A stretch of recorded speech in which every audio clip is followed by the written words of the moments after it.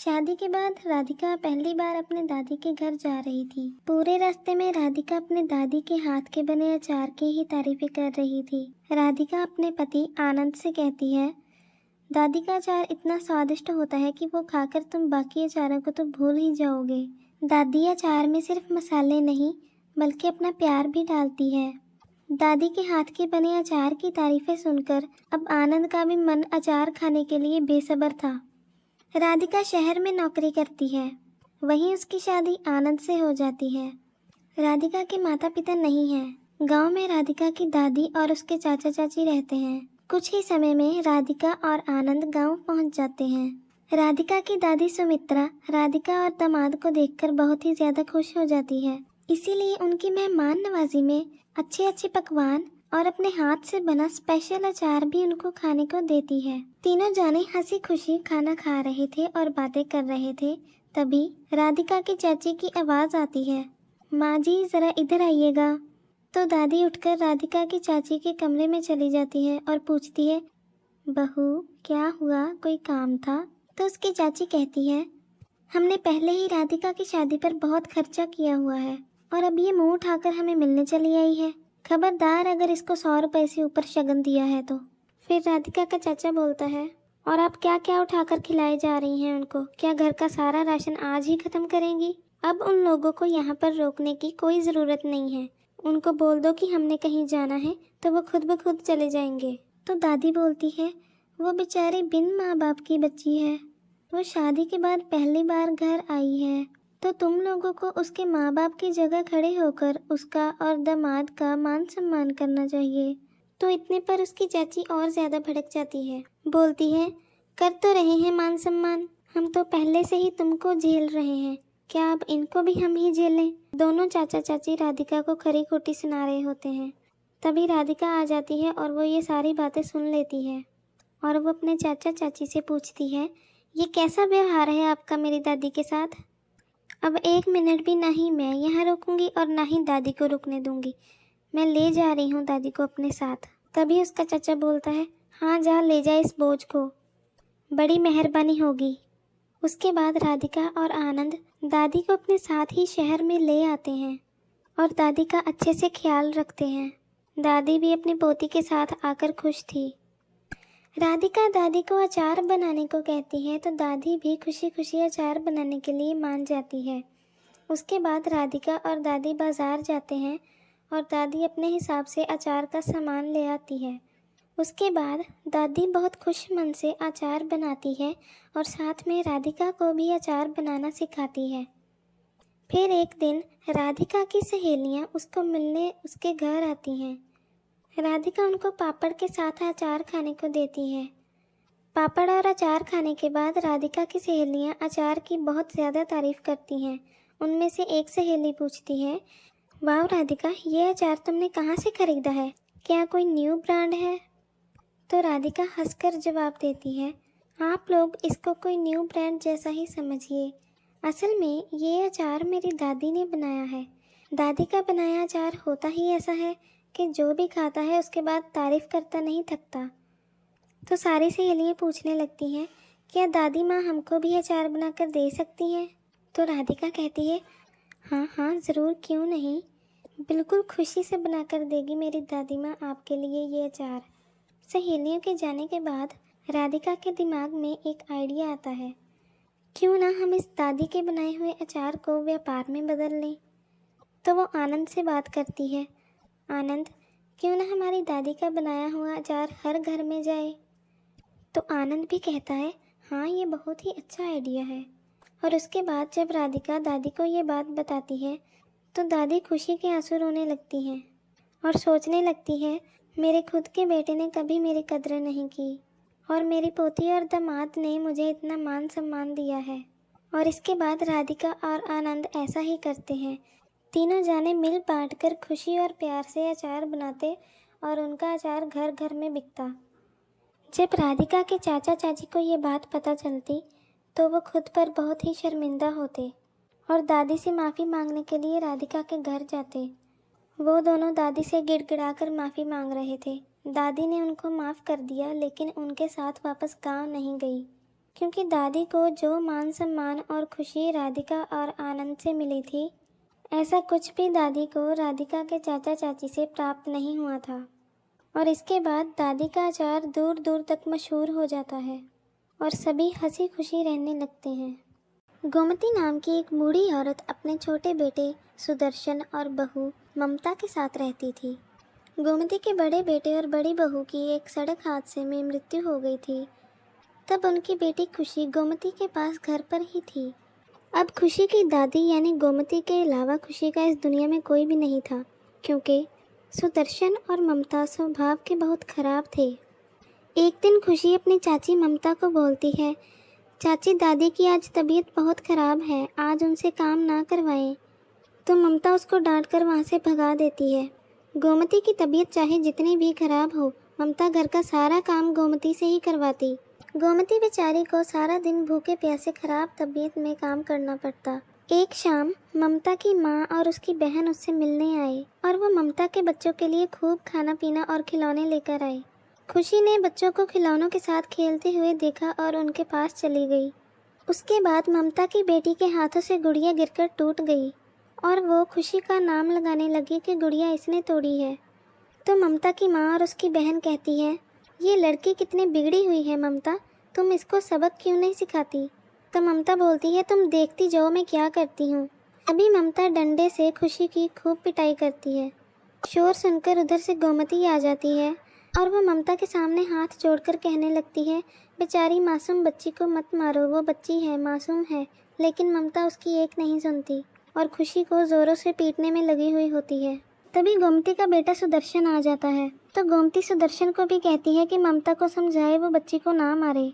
लेकिन सुदर्शन भी उल्टा ममता की ही साइड लेता है। वो बोलता है, आपकी बच्ची की कोई गलती होगी इसीलिए ममता मार रही है। तो गोमती बोलती है, तुम अपने बड़े भैया की बच्ची पर इतना जुल्म होते हुए कैसे देख सकते हो। मुझे तो तुम्हें अपना बेटा कहने में भी शर्म आती है। उसके बाद ममता का गुस्सा खुशी की पिटाई करने के बाद ही ठंडा होता है। उस रात बेचारी खुशी और गोमती बहुत ही ज़्यादा रोती हैं और उधर ममता अपनी माँ और बहन के साथ खिलखिलाकर मज़े करती हुई सारी रात बिताती है। अगली सवेर गोमती की तबीयत इतनी ज़्यादा ख़राब थी कि वह उठकर खड़ी भी नहीं हो पा रही थी और कल से भूखी प्यासी भी थी। लेकिन ममता फिर भी गोमती से सारा काम करवाती है। तो खुशी ममता को कहती है, चाची दादी को बहुत भूख लगी है और उनकी तबीयत भी बहुत ख़राब है। तो ममता कहती है, तो मैं क्या करूं, तुम्हारी दादी भूखी है तो हम जा रहे हैं घूमने। तुम दोनों कहीं चली जाओ या मर जाओ, मेरा सर मत खाओ। घर में कुछ भी खाने को नहीं है, मैं रसोई को ताला लगाकर घूमने जा रही हूँ। और ममता ऐसा ही करती है, रसोई को ताला लगाकर अपनी माँ और बहन के साथ घूमने चली जाती है। अब गोमती की हालत बहुत ही ज़्यादा नाजुक थी, तो खुशी गोमती को बिना बताए उसके लिए कुछ खाने का इंतज़ाम करने बाहर चली जाती है। खुशी बाहर बाज़ार में जाकर बहुत लोगों से मदद मांगती है, लेकिन हर कोई उसको डांटकर भगा देता है क्योंकि उसके पास पैसे नहीं थे। तो खुशी को एक मंदिर में एक पंडाल लगा हुआ दिखाई देता है, जहाँ एक औरत कुल्हड़ खिचड़ी बांट रही थी। तो खुशी उस औरत के पास जाती है और कहती है, मेरी दादी की तबीयत बहुत ख़राब है और उसको भूख भी बहुत लगी है, क्या मेरी दादी के लिए कुछ खाने को मिल सकता है। मेरे चाचा चाची तो रसोई को ताला लगाकर घूमने गए हुए हैं और मेरे पास खाना खरीदने के पैसे भी नहीं हैं। तो वो औरत, जिसका नाम मालिनी है, वो खुशी को कहती है, हाँ बच्ची, तुम ये प्रसाद लेकर जा सकती हो और मंदिर में बट रहे प्रसाद का कोई भी पैसा नहीं लगता। असल में मालिनी एक समाज सेवक है जो बेसहारा और गरीब लोगों की मदद करती है और हर रोज़ मंदिरों में कुल्हड़ खिचड़ी के प्रसाद का पंडाल लगाती है। मालिनी खुशी के साथ उसके घर दादी को देखने चली जाती है। तो वो देखती है दादी की तबीयत बहुत ही ज़्यादा नाजुक थी, तो वो दादी को हॉस्पिटल भर्ती करवा देती है, जहाँ पर दादी का बहुत अच्छा इलाज किया जाता है और दादी की तबीयत ठीक हो जाती है। तो दादी मालिनी का बहुत ही ज़्यादा शुक्रिया अदा करती है। तो मालिनी दादी को कहती है, अरे दादी, आप शुक्रिया ना करें, मेरा तो ये कर्तव्य है बेसहारा लोगों की सहायता करना, और अब आपको अपने नालायक बेटे बहू के पास जाने की ज़रूरत नहीं है, आज से आप भी हमारे साथ ही रहिएगा। तो गोमती अपने बेटे बहू का घर छोड़ देती है और मालिनी के साथ खुशी से रहती है। वहाँ पर वो कुल्हड़ खिचड़ी बनाने में अपना पूरा सहयोग देती है और देखती है कि उसी की तरह बहुत सारी बेसहारा औरतें वहाँ पर समाज सेवा में सहयोग दे रही हैं और मालिनी खुशी का भी एक अच्छे स्कूल में एडमिशन करवा देती है। अब गोमती संतुष्ट थी कि बच्ची की खराब हो रही ज़िंदगी बच गई और ये सब भगवान की कृपा से ही संभव हो पाया है। एक औरत और उसकी बच्ची इस जानकी नाम की बूढ़ी औरत से जामुन खरीदने आते हैं। तभी ये बच्ची अपनी माँ से कहती है, माँ, ये आंटी इतने बुढ़ापे में भी इतना काम क्यों कर रही हैं? तो वो औरत कहती है, शायद ये अकेली होंगी, इनके परिवार में कोई नहीं होगा इसीलिए। उस माँ बेटे की बात सुनकर जानकी की आंखों में आंसू आ जाते हैं और वो अपना अतीत याद करने लगती है। असल में 10 साल पहले जानकी अपने परिवार के साथ रहती थी। परिवार में उसका बेटा नोमन, उसकी बहू सुधा और उसका पोता सूरज रहता था। सुधा का व्यवहार जानकी के साथ बहुत ही ज़्यादा बुरा था। वो जानकी पर बहुत अत्याचार करती थी और उससे ही घर का सारा काम करवाती थी। और एक दिन सुधा अपने पति नोमन से कहती है, पापा की मृत्यु को 1 महीना हो गया है और आपकी अम्मा है अभी तक सदमे में है। घर का सारा काम मैं करूं और ये बैठी रोटियां तोड़ें। अब मुझसे ये और बर्दाश्त नहीं होता। आप इन्हें वृद्धाश्रम छोड़ आएँ। तो नोमन कहता है, तुम पागल हो गई हो? ये घर अम्मा के नाम है। अगर अम्मा चली जाएगी तो ये घर भी चला जाएगा, तो हम कहाँ रहेंगे? कुछ दिमाग से काम लो। सुधा हमेशा यही सोचती रहती कि वह जानकी को कैसे घर से निकाले और इस घर की मालकिन बन जाए। और एक दिन सुधा का गर्म पानी की वजह से हाथ जल गया और उसको जानकी के खिलाफ बोलने का मौका मिल गया। तभी नोमन वहाँ पर आ जाता है। वो कहता है, अरे सुधा, ये तुम्हारे हाथ को क्या हुआ? ये जल कैसे गया? तो सुधा कहती है, ये तुम्हारी अम्मा का ही किया धरा है। इसने गर्म पानी की बाल्टी जानबूझकर बाथरूम में रखी है ताकि मैं इस गर्म पानी से नहा लूँ और जल जाऊँ। ये तो चाहती है मैं मर जाऊँ। अब मैं इस घर में और नहीं रह सकती। सूरज स्कूल से वापस आता है तो मैं उसको यहाँ से लेकर चली जाऊँगी और फिर दोबारा कभी यहाँ पर नहीं आऊँगी। तो जानकी बोलती है, अरे नहीं बहू, ऐसा मत करना, और मेरा ऐसा कोई इरादा नहीं था। जानकी नोमन से कहती है, बेटा, मुझे बहू नहीं कहा था कि मुझे गर्म पानी से नहाना है। पानी गर्म करके बाथरूम में रख दो, इसीलिए मैंने गर्म पानी की बाल्टी बाथरूम में रख दी थी। इसमें मेरी कोई गलती नहीं है। तो सुधा बोलती है, नहीं नोमन, तुम्हारी अम्मा झूठ बोल रही है। ये मुझे मारना चाहती है। मैं यहाँ पर नहीं रुकूंगी। तो नोमन कहता है, सुधा, तुम ऐसे मत कहो, तुम चिंता मत करो, मैं कुछ करता हूँ। अब अम्मा यहाँ नहीं रहेंगी। और कुछ देर बाद जब सूरज स्कूल से वापस आता है तो सुधा जानकी को आवाज़ लगाती है, अम्मा, क्या आपने खाना तैयार कर लिया? मेरा बेटा स्कूल से आया है, उसको खाना लगा कर दो। पर जानकी घर में कहीं नहीं होती। तो सुधा नोमन को कॉल करती है। नोमन घर आ जाता है और दोनों बातें करते हैं कि चलो अच्छा है वो अपने आप चली गई। फिर सुधा बोलती है, पर सूरज बहुत ज़िद कर रहा है। वो बार बार पूछे जा रहा है, मेरी दादी कहाँ है, दादी कहाँ है? उसको क्या जवाब दें हम? तो नोमन सूरज से झूठ बोलता है, दादी हरिद्वार गई हैं, वहाँ पर बहुत बड़ी पूजा होने वाली थी। वो कुछ ही दिनों में वापस आ जाएंगी। ऐसे ही वो हमेशा सूरज को झूठ बोलते रहते हैं और जानकी को ढूंढने की एक बार भी कोशिश नहीं करते। जानकी अकेली सड़कों पर दर बदर भटक रही थी और उसके पास थोड़े से पैसे होते हैं। वो उन पैसों से किसी और शहर चली जाती है और वहाँ पर जाकर एक झुग्गी में रहने लगती है। अब उसको झुग्गी में रहते हुए 10 साल हो गए और वहाँ पर कई झुग्गियों वाले भी उसको जानने लग गए।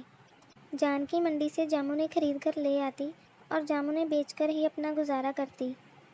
एक दिन वहाँ पर एक कार आकर खड़ी हो जाती है जिसमें से एक लड़का बाहर निकलता है। वो जानकी से कहता है, काकी 50 के जामुन कर दो, लेकिन मेरे पास 500 रुपये हैं। क्या आपके पास खुले पैसे हैं? तो जानकी कहती है, नहीं बेटा, मेरे पास खुले पैसे नहीं हैं। तो वो लड़का दूसरे लड़के को आवाज़ देता है, सूरज, 50 रुपये लेकर आना। तो सूरज नाम सुनकर जानकी थोड़ा घबरा जाती है और जब सूरज वहाँ आता है तो वो अपनी दादी को देखकर पहचान जाता है और दादी दादी कहते हुए दादी के गले लगकर रोने लगता है और दादी भी सूरज के गले लगकर खूब रोती है। उसके बाद सूरज दादी को घर वापस ले आता है और गुस्से में अपने माँ बाप से बोलता है, आप दोनों झूठे हो, कितने ख़राब हो आप लोग। मैं आपसे हमेशा दादी के बारे में पूछता रहा, लेकिन आप बात को टालते रहे। आपको ज़रा से भी शर्म नहीं आई अपनी माँ को ऐसे बेसहारा छोड़ते हुए। अब मैं भी यहाँ पर 1 मिनट भी नहीं रुकूंगा। मैं अपनी दादी को लेकर यहाँ से जा रहा हूँ। तो नोमन और सुधा कहते हैं, नहीं बेटा, ऐसा मत करो, यहाँ से ना जाओ, तुम तो हमारे बुढ़ापे का सहारा हो। तो सूरज कहता है, अच्छा, और इनके बुढ़ापे का सहारा तो आप थे ना पापा, तो आपने इनको बेसहारा कैसे छोड़ दिया? तो जानकी एक कुर्सी पर बैठ जाती है और अपने पोते को समझाती है, नहीं बेटा, माँ बाप से ऐसे बर्ताव नहीं करते, माँ बाप को ऐसे अकेला नहीं छोड़ते। मुझे किसी भी डॉक्टर की ज़रूरत नहीं है, बस मैंने अपने परिवार से मिल लिया, मैं ठीक हूँ। तुम सभी अपनी ज़िंदगियों में खुश रहो, आबाद रहो। ऐसे कई आशीर्वाद देकर जानकी की गर्दन एक तरफ लुढ़क जाती है। ऐसा लग रहा था कि जानकी अपने परिवार से मिलने के लिए ही अभी तक जीवित थी।